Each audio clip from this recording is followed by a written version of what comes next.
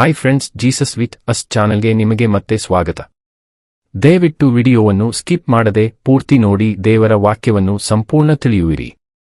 ನೀವು first time ನಮ್ಮ ಚಾನೆಲ್ಗೆ ಬಂದಿದ್ದಾರೆ, ದಯವಿಟ್ಟು ಸಬ್ಸ್ಕ್ರೈಬ್ ಮಾಡಿ. ವಿಡಿಯೋವನ್ನು ಲೈಕ್ ಮಾಡಿ, ವಿಡಿಯೋವನ್ನು ನಿಮ್ಮ ಸ್ನೇಹಿತರಿಗೆ ಶೇರ್ ಮಾಡಿ. ನಿಮ್ಮಿಂದ ನಮಗೆ ಹೊಸ ವಿಡಿಯೋ ಮಾಡಲು ಸ್ಫೂರ್ತಿ ಸಿಗುತ್ತದೆ.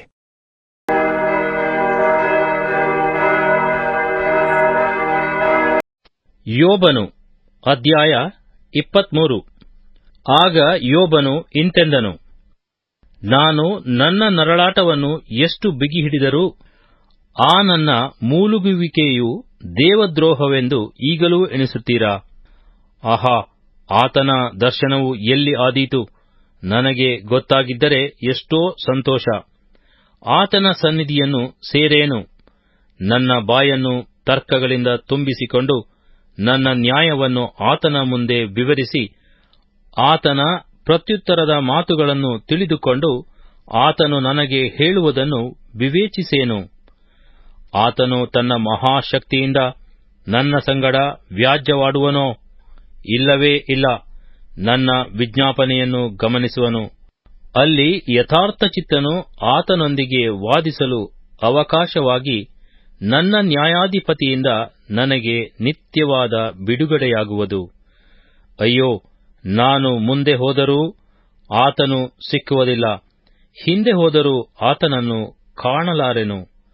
ಎಡಗಡೆಯಲ್ಲಿ ಹುಡುಕಿದರೂ ನೋಡಲಾರೆನು, ಬಲಗಡೆಯಲ್ಲಿ ತಿರುಗಿಕೊಂಡರೂ ಆತನು ಕಾಣಿಸುವುದಿಲ್ಲ. ಆತನಾದರೋ ನನ್ನರೆ ಚೊಕ್ಕ ಬಂಗಾರವಾಗಿ ಕಾಣಿಸುವೆನು.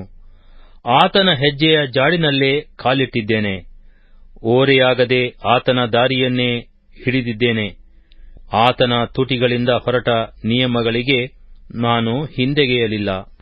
ಆತನ ಬಾಯಿಯಿಂದ ಬಂದ ಮಾತುಗಳನ್ನು ಎದೆಯಲ್ಲಿ ನಿಧಿಯನ್ನಾಗಿ ಬಚ್ಚಿಟ್ಟುಕೊಂಡಿದ್ದೇನೆ.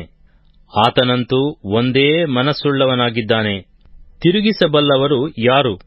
ತಾನು ಬಯಸಿದ್ದನ್ನೇ ಮಾಡುತ್ತಾನೆ. ನನ್ನ ವಿಷಯದಲ್ಲಿ ನೇಮಕವಾದದ್ದನ್ನು ಪೂರೈಸುವನಷ್ಟೇ. ಆದ ಕಾರಣ ನಾನು ಆತನ ಸನ್ನಿಧಿಗೆ ಗಾಬರಿಯಾಗಿದ್ದೇನೆ. ಇದನ್ನೆಲ್ಲ ಯೋಚಿಸಿಕೊಳ್ಳುವಾಗ ಅವನು ದೇವರೇ, ನನ್ನನ್ನು ಗಾಬರಿಪಡಿಸಿದವನು ಸರ್ವಶಕ್ತನೇ. ನಾನು ಹಾಳಾದದ್ದಕ್ಕೆ ಈ ಅಂಧಕಾರವು ನಿಮಿತ್ತವಲ್ಲ, ನನ್ನ ಮುಖವನ್ನು ಕವಿದಿರುವ ಕಾರ್ಗತ್ತಲು ಕಾರಣವಲ್ಲ.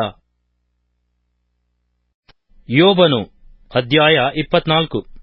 ಸರ್ವಶಕ್ತನು ಏಕೆ ದಂಡನೆಯ ಕಾಲಗಳನ್ನು ನೇಮಿಸಿ ಇಟ್ಟುಕೊಂಡಿಲ್ಲ? ಆತನನ್ನು ಅರಿತವರಿಗೆ ಆತನ ನ್ಯಾಯ ತೀರ್ಪಿನ ದಿನಗಳು ಏಕೆ ಗೋಚರವಾಗುವುದಿಲ್ಲ? ಮೇರೆಗಳನ್ನು ಸರಿಸಿಕೊಳ್ಳುವವರುಂಟು, ದನ ಕುರಿಗಳನ್ನು ಅಪಹರಿಸಿ ಸಾಕಿಕೊಳ್ಳುವವರಿದ್ದಾರೆ. ಅನಾಥರ ಕತ್ತೆಯನ್ನು ಹೊಡೆದುಕೊಂಡು ಹೋಗುತ್ತಾರೆ, ವಿಧವೆಯ ಎತ್ತನ್ನು ಒತ್ತೆಯಾಗಿ ತೆಗೆದುಕೊಳ್ಳುತ್ತಾರೆ, ದಿಕ್ಕಿಲ್ಲದವರನ್ನು ದಾರಿ ತಪ್ಪಿಸುತ್ತಾರೆ. ನಾಡಿನ ಬಡವರು ಒಟ್ಟಾಗಿ ಅಡಗಿಕೊಳ್ಳುತ್ತಾರೆ.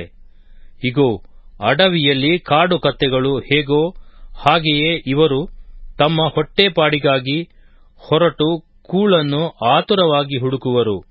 ಅರಣ್ಯವೇ ಇವರ ಮಕ್ಕಳಿಗಾಗಿ ಕೂಳನ್ನು ಒದಗಿಸುವುದು. ತಮ್ಮ ಹೊಟ್ಟೆಗಾಗಿ ಬೈಲಿನಲ್ಲಿ ಸೊಪ್ಪು ಸೆದೆಯನ್ನು ಕೊಯ್ದುಕೊಳ್ಳುವರು. ದುಷ್ಟನ ದ್ರಾಕ್ಷೆ ತೋಟದಲ್ಲಿ ಹಕ್ಕಲಾಯುವರು. ಹೊದಿಯುವುದಕ್ಕಿಲ್ಲದೆ ಬೆತ್ತಲೆಯಾಗಿ ರಾತ್ರಿಯನ್ನು ಕಳೆಯುವರು. ಚಳಿಗಾಲದಲ್ಲಿಯೂ ಅವರಿಗೆ ಬಟ್ಟೆಯಿಲ್ಲ. ಮಲೆನಾಡಿನ ದೊಡ್ಡ ಮಳೆಯಿಂದ ನೆನೆದು ಹೋಗಿ ಮರೆಯಿಲ್ಲದೆ ಬಂಡೆಯನ್ನು ಅಪ್ಪಿಕೊಳ್ಳುವರು. ತಂದೆಯಿಲ್ಲದ ಮಗುವನ್ನು ತಾಯಿಯ ಮೊಲೆಯಿಂದ ಕಿತ್ತು ಬಡವರಿಂದ ಒತ್ತೆ ತೆಗೆದುಕೊಳ್ಳುವವರಿದ್ದಾರೆ. ಬಟ್ಟೆಯಿಲ್ಲದೆ ಬೆತ್ತಲೆಯಾಗಿ ಅಲೆಯುವರು. ಹಸಿವುಗೊಂಡೇ ಸಿವುಡುಗಳನ್ನು ಹೊರುವರು. ಯಜಮಾನರ ಪೌಳಿಗೋಡೆಗಳೊಳಗೆ ಇದ್ದುಕೊಂಡು ಎಣ್ಣೆಗಾಣವನ್ನು ಆಡಿಸುವರು. ದಾಹಗೊಂಡೇ ಅವರ ತೊಟ್ಟಿಗಳಲ್ಲಿ ದ್ರಾಕ್ಷೆಯನ್ನು ತುಳಿಯುವರು.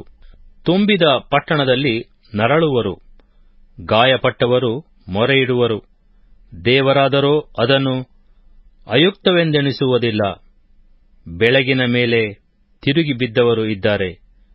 ಇವರು ಹಗಲಿನ ದಾರಿಗಳನ್ನು ತಿಳಿಯದವರಾಗಿ ಅದರ ಹಾದಿಗಳಲ್ಲಿ ಇರುವುದಿಲ್ಲ. ಕೊಲೆಪಾತಕನು ಮುಂಜಾನೆ ಎದ್ದು ದಿಕ್ಕಿಲ್ಲದ ಬಡವರನ್ನು ಕೊಂದು ರಾತ್ರಿಯಲ್ಲಿ ಕಳ್ಳನಂತಿರುವನು. ಜಾರನು ತಾನು ಯಾರ ಕಣ್ಣಿಗೂ ಬೀಳಬಾರದೆಂದು ಸಂಜೆಯನ್ನೆದುರು ನೋಡುತ್ತಿದ್ದು ಮುಖಕ್ಕೆ ಮುಸುಕು ಹಾಕಿಕೊಳ್ಳುವನು. ಅವರು ಕತ್ತಲಲ್ಲಿ ಕನ್ನ ಕೊರೆದು ಮನೆಗಳೊಳಗೆ ನುಗ್ಗಿ ಹಗಲಿನಲ್ಲಿ ಅಡಗಿಕೊಂಡಿದ್ದು ಬೆಳಕನ್ನು ಕತ್ತಲಿನ ಅಪಾಯಗಳನ್ನು ಅವರು ಬಲ್ಲರಷ್ಟೇ. ನೀವು ಹೇಳುವುದೇನೆಂದರೆ, ದುಷ್ಟನು ಪ್ರವಾಹದಲ್ಲಿ ವೇಗವಾಗಿ ಕೊಚ್ಚಿಕೊಂಡು ಹೋಗುವನು, ಭೂಲೋಕದ ಅವನ ಆಸ್ತಿಯು ಶಾಪಗ್ರಸ್ತವಾಗಿರುವುದು, ದ್ರಾಕ್ಷೆ ತೋಟಗಳ ಕಡೆಗೆ ತಿರುಗಲಾರನು. ಬರಗಾಲವೂ ಬಿಸಿಲೂ ಹಿಮದ ನೀರನ್ನು ಹೀರುವ ಹಾಗೆ ಪಾತಾಳವು ಪಾಪಿಗಳನ್ನು ಎಳೆದುಕೊಳ್ಳುವುದು. ಹೆತ್ತ ಹೊಟ್ಟೆಯೇ ಅವನನ್ನು ಮರೆತು ಬಿಡುವುದು, ಹುಳವು ಅವನ ಹೆಣವನ್ನು ರುಚಿಯೆಂದು ತಿನ್ನುವುದು. ಇನ್ನು ಮೇಲೆ ಅವನ ನೆನಪಿರದು, ಅನ್ಯಾಯವು ಮರದ ಹಾಗೆ ಮುರಿಯಲ್ಪಡುವುದು. ಅವನು ಮಕ್ಕಳಿಲ್ಲದ ಬಂಜೆಯರನ್ನು ನುಂಗಿಬಿಟ್ಟು ವಿಧವೆಯರನ್ನು ಉದ್ಧರಿಸದೆ ಹೋದನಷ್ಟೇ ಎಂಬುದೇ. ದೇವರಂತೂ ತನ್ನ ಶಕ್ತಿಯಿಂದ ಬಲಿಷ್ಠರನ್ನು ಉಳಿಸುತ್ತಾನೆ. ಅವರು ತಮ್ಮ ಜೀವವು ಇನ್ನುಳಿಯುವುದಿಲ್ಲವೆಂದು ನಂಬಿದ್ದರೂ ಉದ್ಧಾರವಾಗುವರು. ದೇವರು ಅವರಿಗೆ ಅಭಯವನ್ನು ಕೊಟ್ಟದ್ದರಿಂದ ಅವರು ಅದನ್ನು ಆಧಾರ ಮಾಡಿಕೊಳ್ಳುವರು. ಆತನ ಕಟಾಕ್ಷವು ಅವರ ಮಾರ್ಗಗಳ ಮೇಲಿರುವುದು. ಅವರು ಉನ್ನತಿಗೆ ಬರುವರು. ಸ್ವಲ್ಪ ಕಾಲದ ಮೇಲೆ ಅವರು ಎಲ್ಲಿಯೋ ಸರ್ವ ಮನುಷ್ಯರೊಂದಿಗೆ ಸುಗ್ಗಿಯ ತೆನೆಗಳಂತೆ ಕೊಯ್ಯಲ್ಪಟ್ಟು ಕೆಳಕ್ಕೆ ಬಿದ್ದು ಕೂಡಿಸಲ್ಪಡುವರು. ಹೀಗಲ್ಲವೆಂದು ನೀವು ನಂಬಿದರೆ ನಾನು ಸುಳ್ಳುಗಾರನೆಂದು, ನನ್ನ ಮಾತುಗಳು ನಿರರ್ಥಕವೆಂದು ನಿಮ್ಮಲ್ಲಿ ಯಾರು ಸ್ಥಾಪಿಸಬಲ್ಲರು?